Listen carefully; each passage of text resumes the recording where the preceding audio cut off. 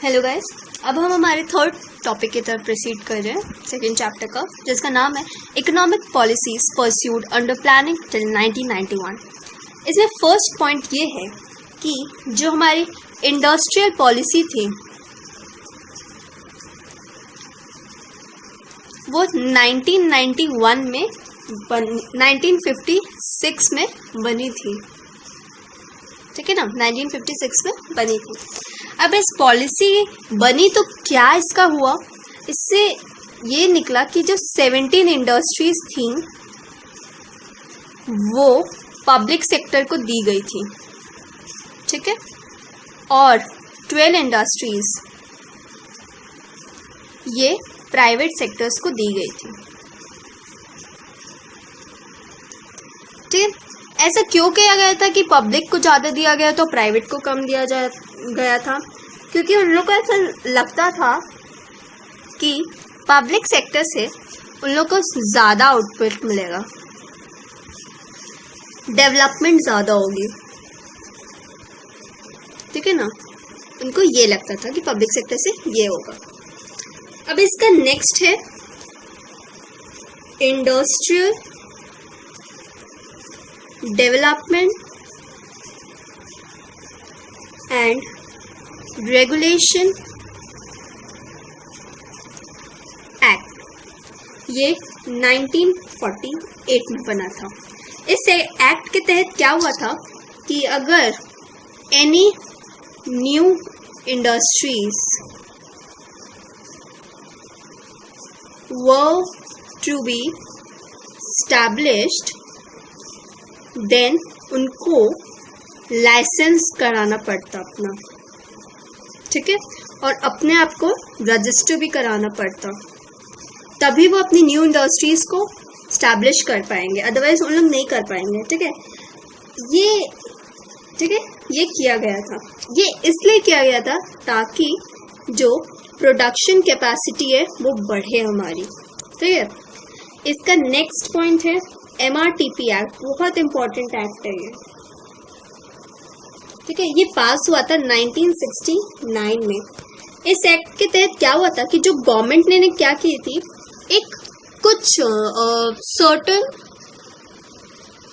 Area of production इन्होंने small scale industries को दे दी थी। कुछ एरिया ऑफ प्रोडक्शन सिर्फ और सिर्फ स्मॉल स्केल इंडस्ट्रीज करते थे, ठीक है। ये इसलिए किया जाता था ताकि दे कुड प्रोटेक्ट देम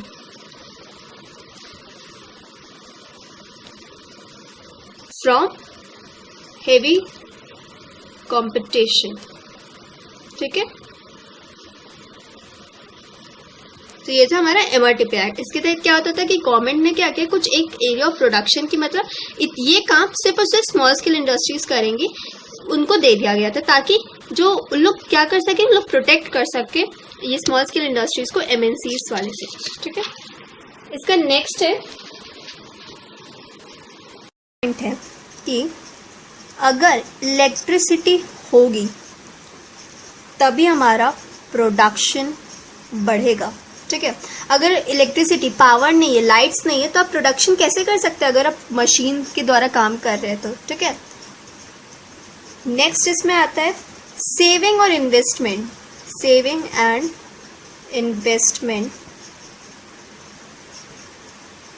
इनको एक की डिटरमिनेंट बोलते थे, मतलब most important thing of economic growth बोलते थे कि इकोनॉमिक ग्रोथ होने का ये सबसे इम्पॉर्टेंट मेजर रीज़न है। ये सेविंग्स जो थे ना, उनको ना प्रमोट किया जाता था, ठीक है, ताकि उनको हायर रेट ऑफ इंटरेस्ट मिल सके। फिर नेक्स्ट पॉइंट है डोमेस्टिक इंडस्ट्रीज।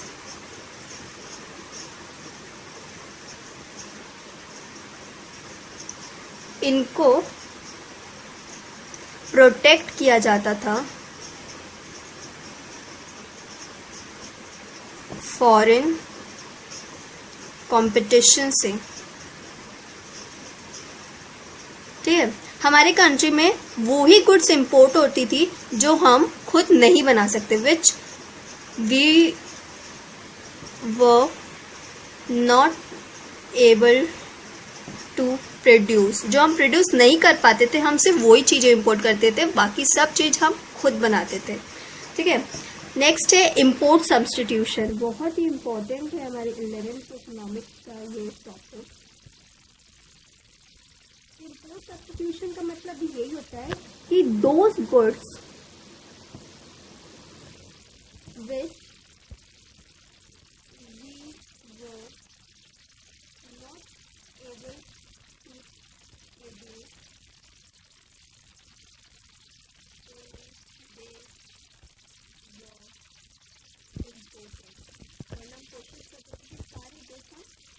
बना सके। ठीक है, नेक्स्ट पॉइंट ये आता है इसमें, एक सेंट्रलाइज्ड प्लानिंग होती है। सेंट्रलाइज्ड प्लानिंग का मतलब क्या होता है?